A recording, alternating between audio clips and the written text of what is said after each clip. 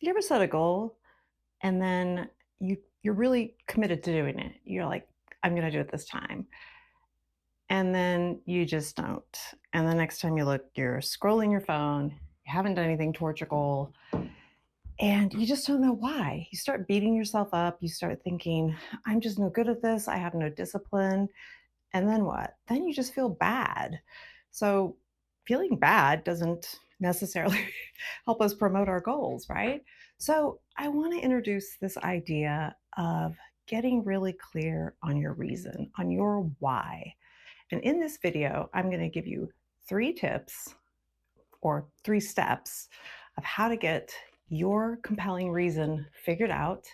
And then if you stay towards the end, there'll be one bonus tip, especially for you skeptics out there. So, this is Self Coaching for Skeptics. I'm Erin, and I'm glad you're here. So, why does having your compelling reason or your why does that matter? Because frankly, you're human and you can't rely on your motivation only. At some point in a goal, even if you start making progress, you're just not going to feel like this. And I can tell you this happens all the time with my goal of having a YouTube channel. So a lot of times it'll look like I don't have enough time, I'm busy, I don't know what to do. And so I really needed to figure out my why. And so what that needs to look like, though, is what's important to you. What's personal and meaningful for you to do this goal?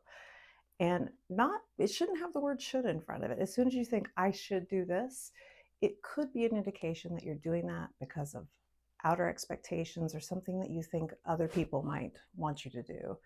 But to really get that why to promote you, or excuse me, to help you on those times when you really don't feel like doing something, it's really got to resonate with you. So let's talk about what that would look like. So, figuring out your why. Well, honestly, it starts with asking questions. And so you want to just keep digging. So, for instance, when I thought about why do I want to have a YouTube channel? Well, I want to be monetized, right? Because then I'll have more money. That's great. Then I have to dig a little deeper. Well, why does being monetized matter? Well, if I'm monetized, that means I have enough subscribers and viewers that are getting some sort of value from what I'm providing them. Again, why does that matter? Well, adding something to the world and feeling like I'm helping people really resonates with me. It's one of my personal values, to be of service. This money will allow me to, say, retire earlier. Again, why does that matter? Well, if I can retire earlier when I'm healthier and younger, then I can do the kind of traveling that I would like to do, which would include doing more adventurous and active travel versus, necessarily really simple, easy things. And that matters to me because when I'm doing those kind of adventurous things, I feel, you know, like it really resonates with me. It makes me feel like I'm fulfilling my curiosity and promoting awe in my life. So I get it. That sounded a little off the cuff, and it was. And but really, the what I'm sharing here is you want to kind of dig deeper. So don't go at the surface level. So again, yours might be, I want to. I want to lose weight or I want to get stronger. Well, why do you want to get stronger? Well, is it because you want to know that you're healthier? Is it because you want to age independently or you want to be available for your grandkids? Those are the real reasons. And those are the ones, those little personal ones that are significant to you that are going to keep you going when your motivation and your, you know, desire give up in that goal. And I promise you, it's just definitely going to happen.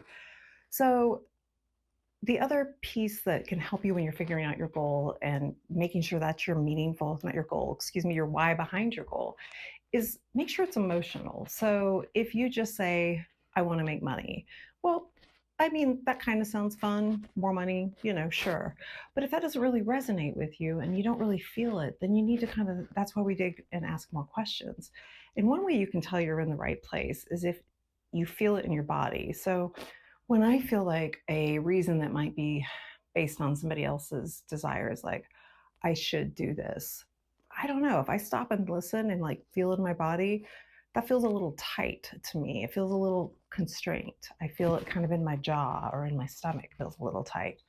But when I start talking about the why that's to do with aging independently or getting to travel with my partner when we're younger, I get excited. I feel a tingling and a buzzing. I kind of, smile and a little bit of a beaming feeling. So then you're on the right track. So take note when you're thinking about these goals. And of course, I talk about this a lot in my self coaching videos because I use writing as a really big tool for me. But I would suggest writing down your why, and then you can just keep um, filtering and getting closer to your why by writing it down. Why? Why does this matter? What does that mean to me? And you'll get there and you'll be kind of being able to record what your body's feeling. And then I have, for me on this why, I kind of recommit daily. And I have another video in this playlist in this series about self coaching for skeptics and for your YouTube channel, all about recommitting daily. And for me, that looks very much like getting out my notebook, writing out my why, writing out my goal, and just doing a little bit. It doesn't have to take long. Maybe it's something that you do on the computer or you have a post-it note. For me, I find the physical act of writing more effective than, say, sticking a post-it note somewhere because I'll start to ignore that. It'll just become part of the background. But experiment with it, see what works for you. So the third step is your why is look at it as a tool for action. So you want to tie these actions, the actions you're doing, to the reasons that you've chosen. So let's say you've decided that you're going to do this YouTube channel and you've got your reasons. Those are going to be what you're going to mine when you're at that point of needing to take action. So today, this is a Saturday. I work full time. It's the afternoon. What do I usually want to do on a Saturday? Take a nap, read a book, anything except doing something that feels uncomfortable to me, getting in front of a camera. But then I just had to remind myself of the why. Like, I am doing this for a good reason.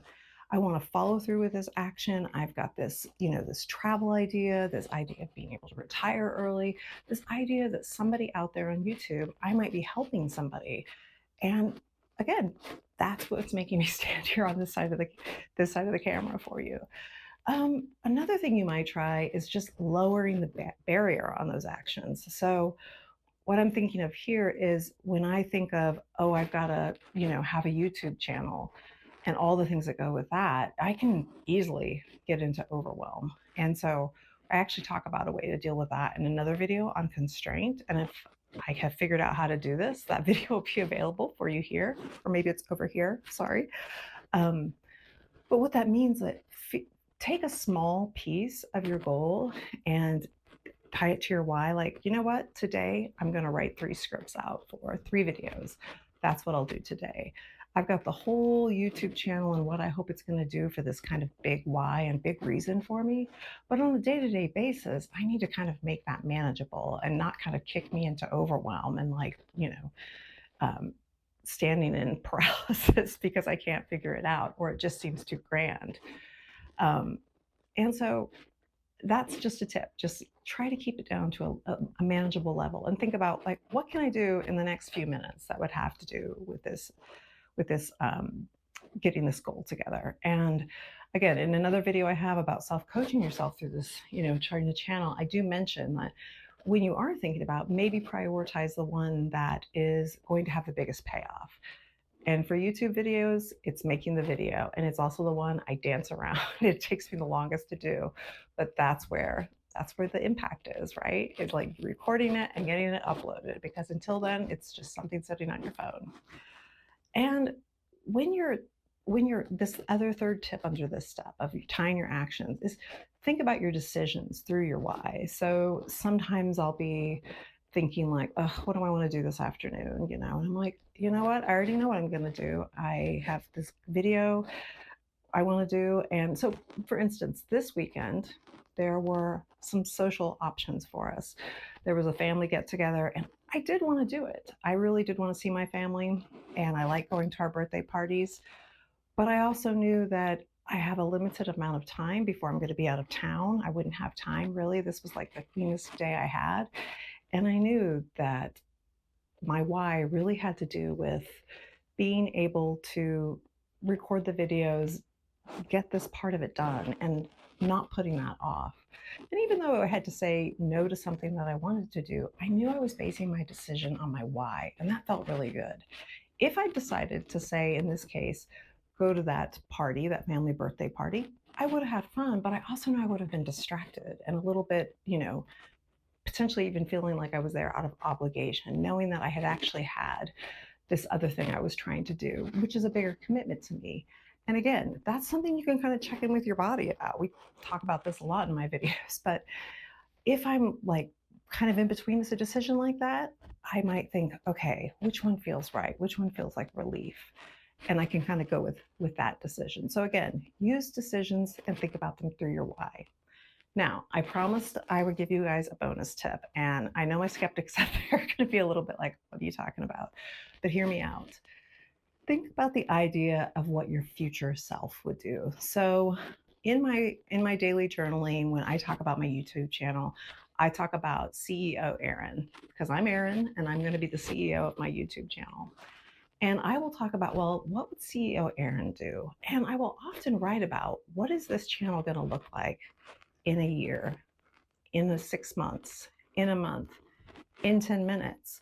I know that in an hour, I will have recorded, hopefully, 4 videos, and I will have that finished. And I think about what that's going to feel like. And honestly, I'm going to be proud of myself. I'm going to be thinking, great, you followed through. You did what you said you were going to do. And I'm going to be able to take that next step because I went ahead and did this.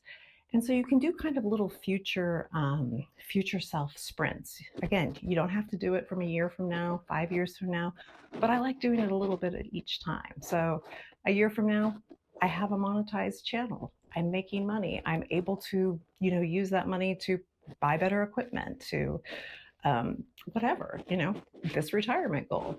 But again, that's your bonus hack. So again, you want to think about your why. You want to kind of drill down, get that why, and turn it into a tool.